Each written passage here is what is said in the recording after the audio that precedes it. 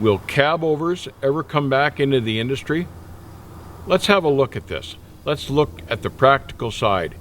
Certainly, shippers want bigger trailers all the time, so maybe cabovers stand a chance for a comeback.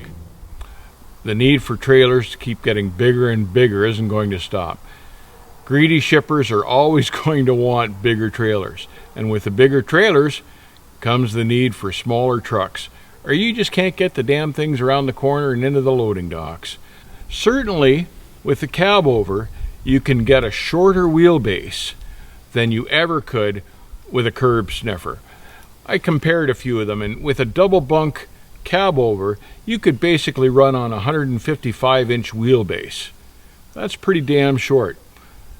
A Cascadia with a double bunk requires at least a 200-inch wheelbase to operate and still have swing dip clearance in between the trailer and the bunk. Swing dip being that you won't hit the trailer when you turn a sharp corner, basically, is what that is. So certainly, there's an argument that you can get a shorter wheelbase. With a cabover, one of the problems is that the engine is a lot harder to access than it is with a curb sniffer.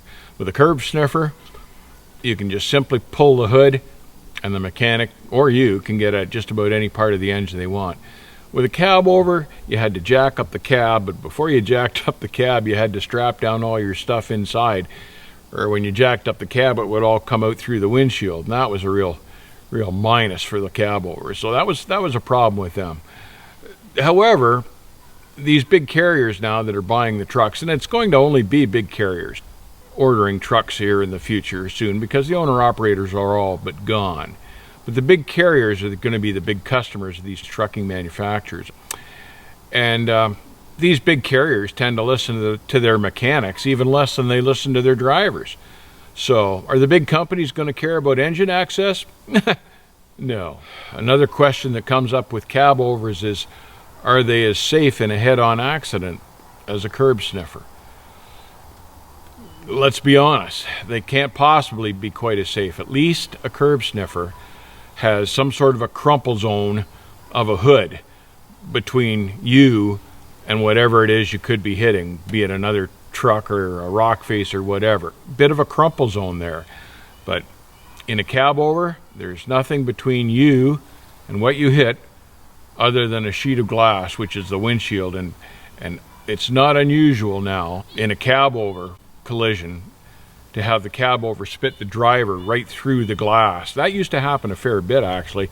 Now, bear in mind that was before seatbelts were mandated, but it wasn't unusual that if a guy driving a cabover hit something solid, it would spit him out through the windshield. It happened to a friend of mine, in fact, and it's pretty nasty stuff. Kills him instantly, of course. So, are the curb sniffers a little safer in a head-on? Again, I'd have to say they are because of the crumple zone. Do the carriers care about that? No, not particularly. What the carriers do care about, however, is fuel mileage. And there is a big difference between a cabover and a curb sniffer. If you take a mile to the gallon difference times 500 miles a day times 500 trucks a day for a big carrier or more, those fuel savings are huge. And that's what big carriers pay attention to, and those are the guys that are going to be ordering all the new trucks.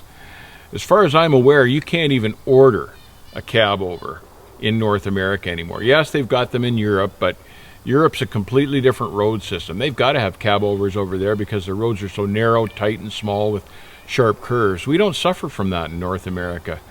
So, do I think the cabovers are coming back? Sadly, to tell you the truth, I don't think so. I think the curb sniffers are the new standard of the industry. But don't get too disappointed quite yet. Driver retention has become a big issue within the trucking industry. Driver turnover and driver retention are just mind-boggling figures these days. Big trucking companies cannot keep drivers. They cannot keep good drivers. And they can't seem to hire enough new drivers and get them to stay in the industry. Driver retention is a problem. I know when I was interested in trucking when I was a kid, a lot of what drew me to the trucks was how cool they looked. And when companies figure out that the cool rides attract drivers, they're going to be all over this new technology, like this Nikola One electric truck that's coming out, or that Peterbilt Walmart concept truck that they've designed. Those things are cool looking trucks. I'd like to drive one of those trucks. And if they get that cool factor back into the new trucks, it'll solve their retention problem and it'll solve their hiring problems. So don't be heartbroken. I think cool trucks are going to have to come back. Part of the attraction of the Cabovers was the nostalgia involved. And they were cool rides back in the day, and you had visions of trucking out in California with these great big Cabovers and running coast to coast. They were trucks that looked like they were competent and could do the job, and they were enjoyable to drive, and it was an adventure to drive them. The nostalgia of the Cabover was part of the draw. A lot of guys my age, myself included, learned in Cabovers, and that's part of the attachment my generation has with trucks, are the Cabover trucks. If you watch the highways and the interstates, you'll still see the occasional Cabover go by, and by God, they're cool to watch. It's a nostalgic trip back into the days when trucking was good. That's enough reminiscing for me for now. Take care, and I'll see you on the backhaul.